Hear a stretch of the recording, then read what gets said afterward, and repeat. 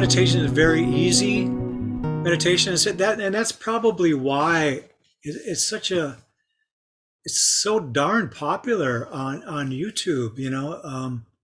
I'm whenever I check my analytics, which isn't very often, but whenever I look at them, it's that one meditation is by far, it's like the other meditations, which are hundreds and hundreds of them, by the way, on YouTube, but it's like they don't even exist compared to this one. Check it out sometime. As far as number of people, looking at it. So, and again, I have to, this is not a meditation that I wrote. It's strictly by Jon Kabat-Zinn, and he wrote this. Oh, I don't know. This is probably a couple of decades old by now, if not even older. I'm sure it was out before 2001. And I can't remember why I recorded it and why I did it. It was just something that I believe somebody requested it. And so it was kind of on the spot where I looked it up, and probably had my iPad and just kind of read it. And it worked out really well. So let's do this right now. And we will, this probably will, the meditation itself, if I remember correctly, last about 20 minutes, maybe 25. And then we'll just have a period of silence afterwards, to kind of understood within our own, our own understanding. And then we can have a little bit of time for discussion afterwards and see if there's any comments that anybody would like to make. So I offer you to please make yourself comfortable.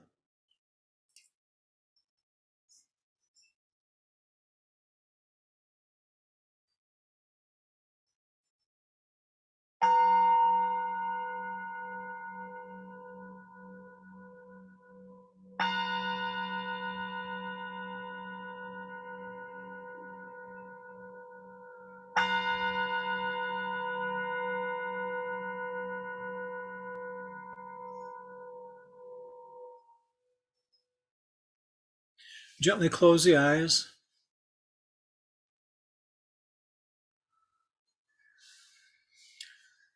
As we do this guided meditation, I want to mention that I'm not going to veer too far away from the script in respect for Jon Kabat-Zinn, the author of this particular meditation. He's a very affluent East Coast teacher, mindfulness teacher that many of you are aware of, I'm sure. So we start by taking a nice deep breath and relaxing the body. If you're sitting on the floor, sitting on a chair, the important thing is to have a straight back, keep the chin slightly lifted. You can place your hands anywhere you like. The most important thing when we start the meditation is make sure that you are comfortable. If you're not comfortable in the beginning, you probably won't be comfortable throughout the meditation.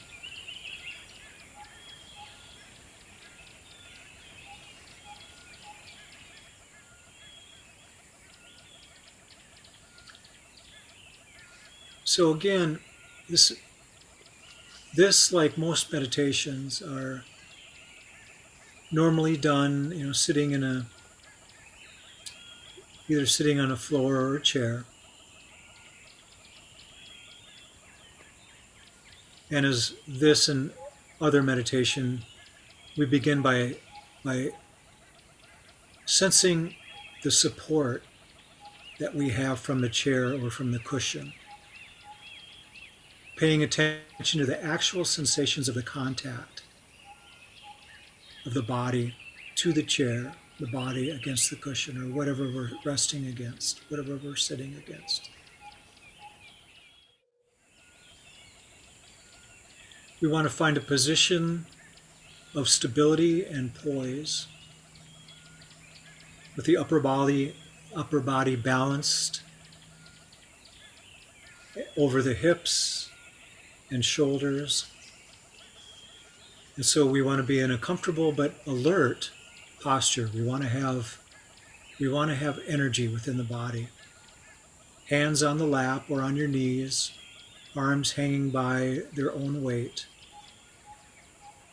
like heavy curtains, stable and relaxed. Actually sensing into the body. Check and see if you can feel your feet. I know you can. You're sensing your feet. Now bring that feeling of sensation to your legs.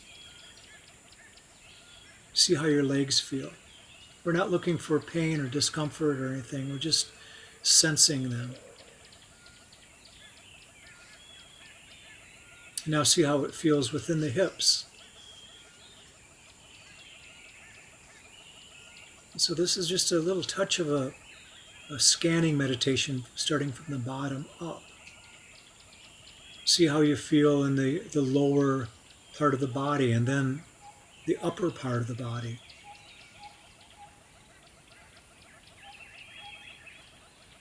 Feel that sensation within the arms. No particular sensation, just the sensations of the arms being the arms. And the sensation of the shoulders, the neck, and finally the head.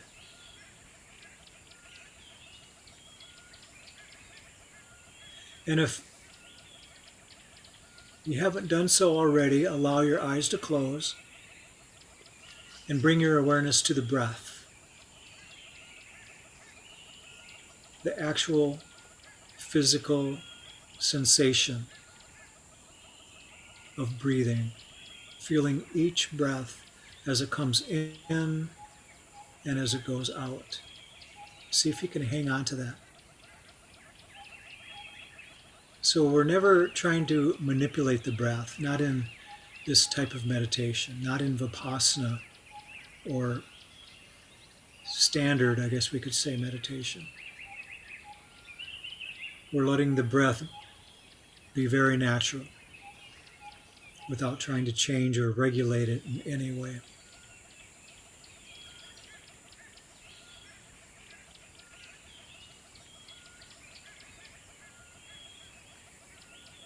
Allow the breath to flow easily and naturally with its own rhythm, its own pace.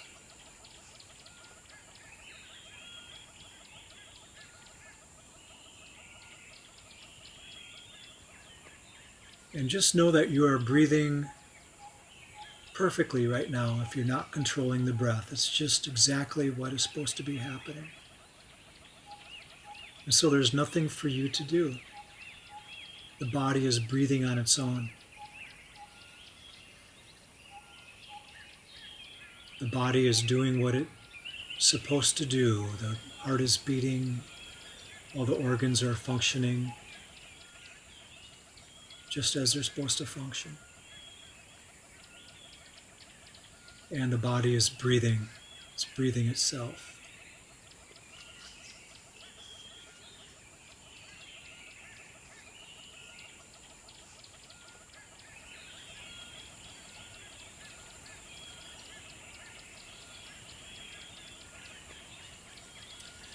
As you sit here,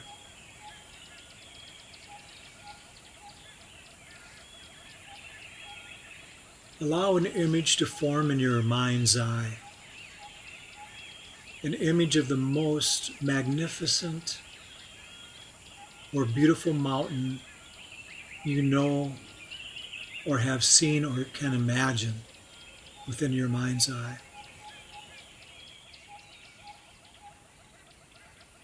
Let it gradually come into greater focus.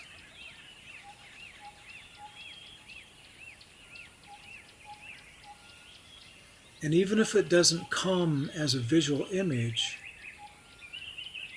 allow the sense of this mountain and a feeling of its overall shape, its lofty peaks high in the sky,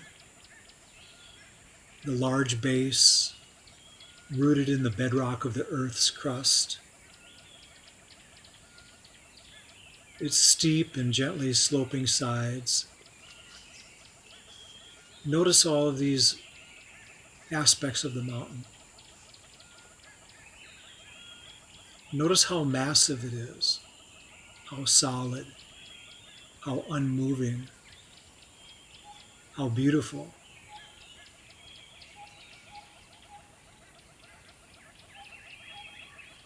Can you see it from far away, or are you closer up? Everybody is now creating and seeing this mountain in their own way. There's no right or wrong. Maybe you're just sensing the mountain. Maybe you're not visualizing it, and that's fine too.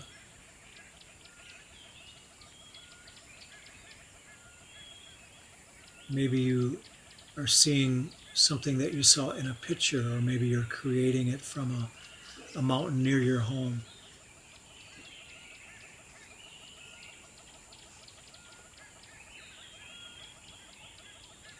Perhaps your mountain has snow blanketing its top and trees reaching down into the base. Maybe there's rugged granite sides, stone, hard stone. There may be streams and waterfalls, water cascading down the slopes. There may be one great peak, or maybe a series of peaks. Your mountain may have beautiful meadows along its sides or built into it. There might even be lakes, beautiful mountain lakes within it.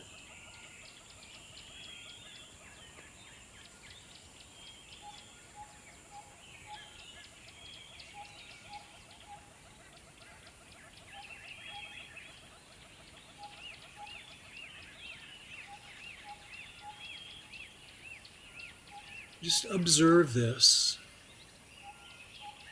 noticing the qualities of this mountain. And when you're ready, see if you can bring the mountain into your own body.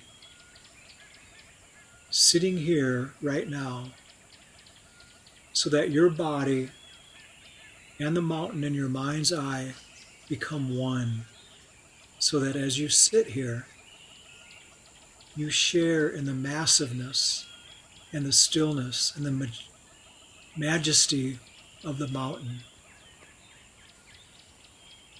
You become the mountain.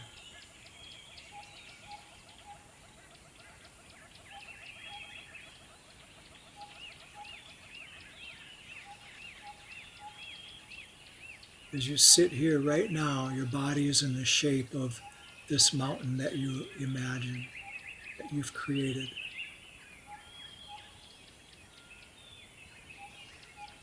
You're grounded in the sitting posture. Your head becomes the lofty peak, supported by the rest of the body, and offering a panoramic view.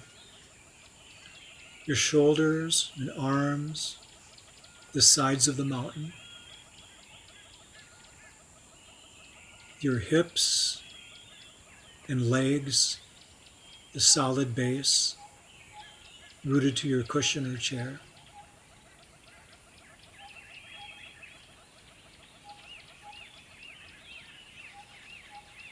experiencing in your body a sense of uplift from deep within your pelvis and spine.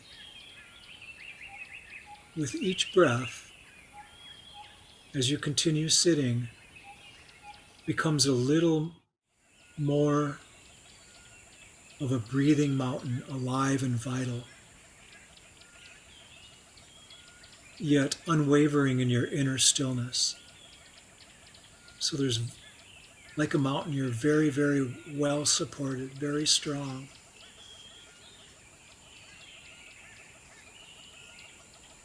But you're alive, just like the mountain is alive. A breathing mountain, like a world within itself.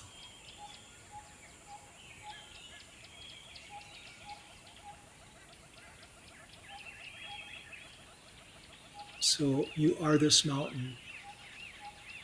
It's beyond words, beyond thought. You are a centered, grounded, unmoving presence.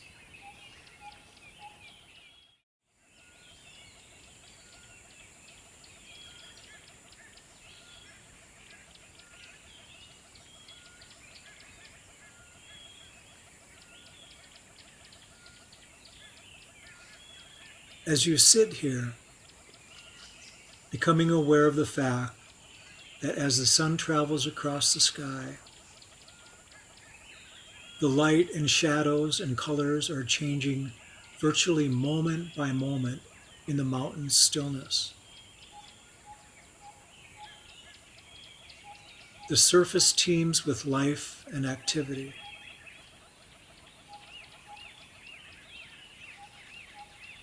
Streams, melting snow, waterfalls, plants, and wildlife.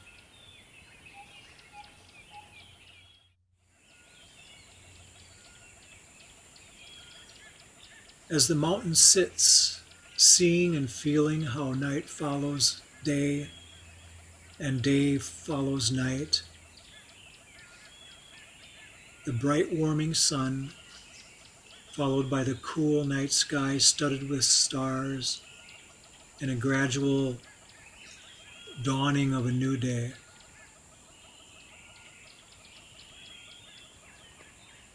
And through it all, the mountain just sits, experiencing change in every moment,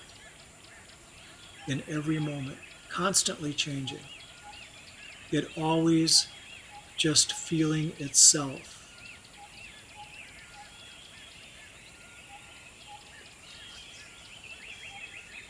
You, the mountain, remain still as the seasons flow into one another and as the weather changes moment by moment and day by day.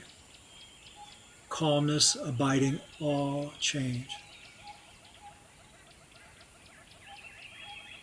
Constantly happening.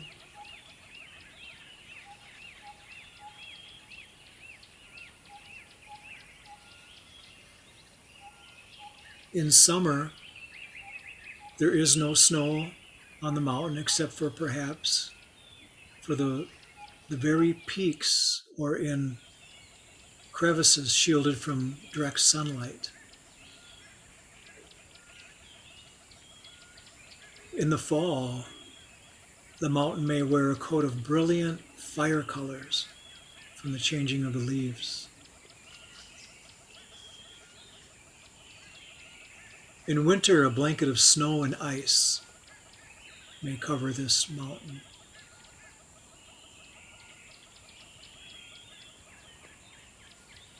In any season, it may find itself at times enshrouded in clouds or fog or pelted by freezing rain.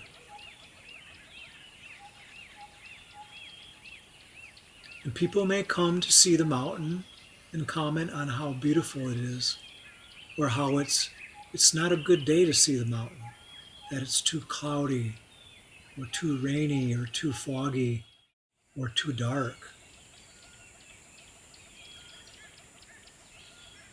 But none of this matters to the mountain. which remains at all times its essential self. So clouds may come and clouds may go. People or tourists may like it or not.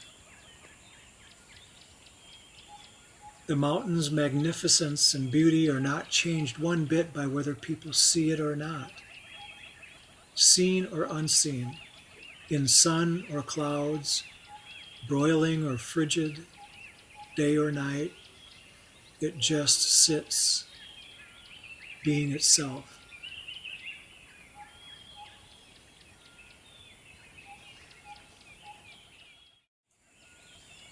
At times visited by violent storms, buffeted by snow and rain and wind of unthinkable magnitude, through it all, the mountain just sits.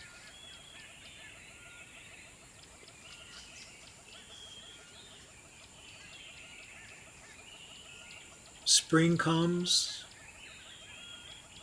trees leaf out, flowers bloom in the high meadows and slopes, birds sing in the trees once again, streams overflow with the waters of melting snow, and through it all the mountain continues to sit, unmoved by the weather, by what happens on its surface, by the world of appearances, remaining its essential self through the seasons, the changing weather, the activity ebbing and flowing on its surface.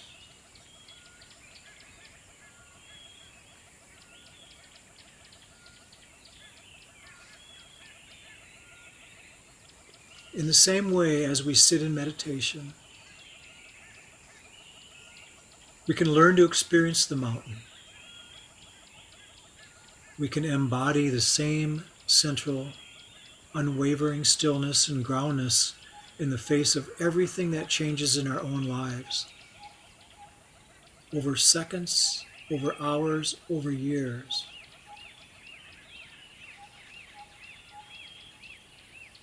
In our lives and in our meditation practice, we experience constantly the changing nature of mind and body and of the outer world. We have our own periods of light and darkness, activity and inactivity, our moments of color and our moments of drabness. It's true that we experience storms of wavering intensity and violence in the outer world and in our own minds and bodies, buffeted by high winds, by cold and rain. We endure periods of darkness and pain as well as moments of joy and uplift. Even our appearance changes constantly, experiencing a weather of its own type. So by becoming the mountain in our meditation practice, we can link up with its strength and stability and adapt them for our own. We can use its energies to support our energy to encounter each moment with mindfulness and equanimity and clarity.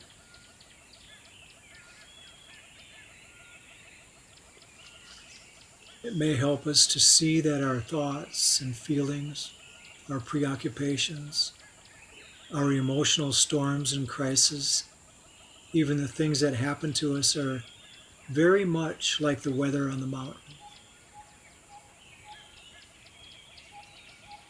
But we tend to take it all personally. But its strongest characteristic is impersonal. The weather of our own lives is not to be ignored or denied. It is to be encountered, honored, felt, known for what it is, and held in awareness. And in holding it in this way, we come to know a deeper silence and stillness and wisdom.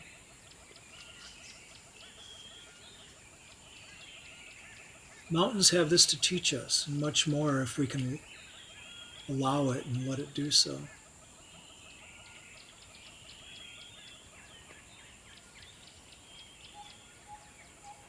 So if you ever find that you resonate in some way with the strength and stability of the mountain and you're sitting, it may be helpful to use it from time to time in your meditation practice to remind you of what it means to sit mindfully with resolve and with wakefulness and true stillness and presence.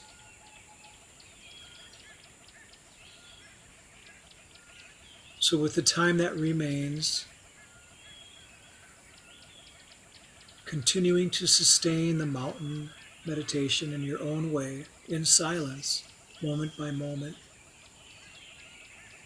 Just sit in this silence, sit in this presence. Sit like the mountain until you hear the sound of the bell.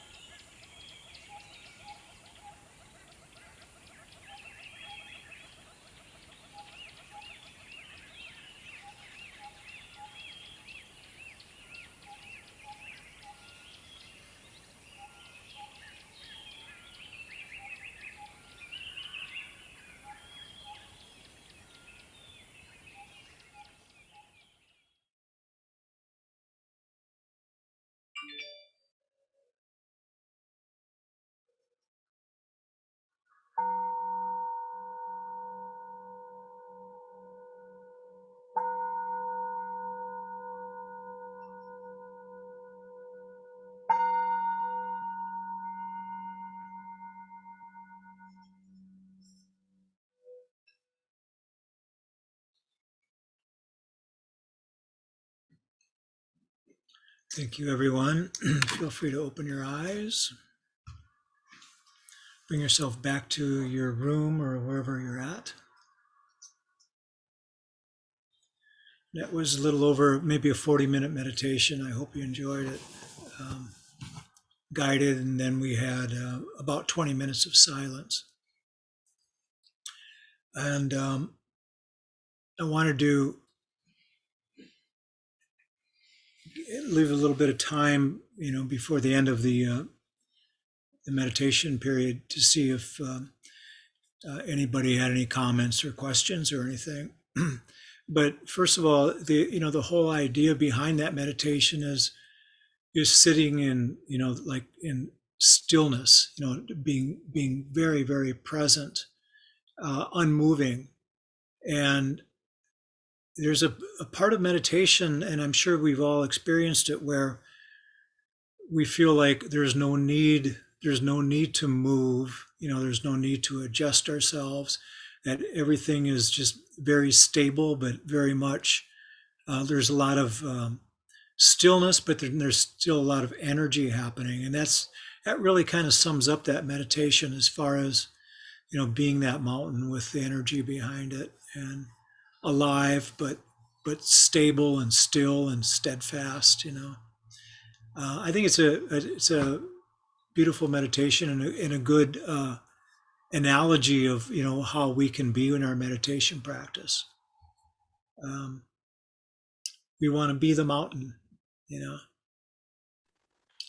We knew, as I was reading this, basically reading this script, we all knew that we might be kind of be going on a journey, that kind of thing.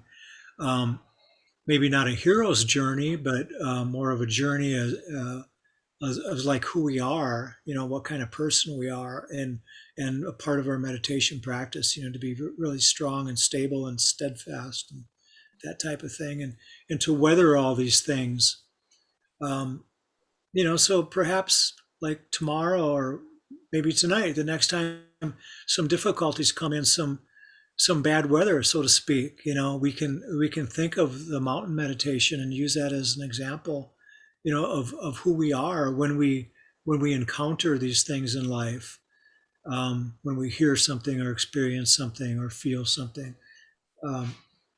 something negative, or even something soothing and beautiful, the same thing. It's how we perceive it.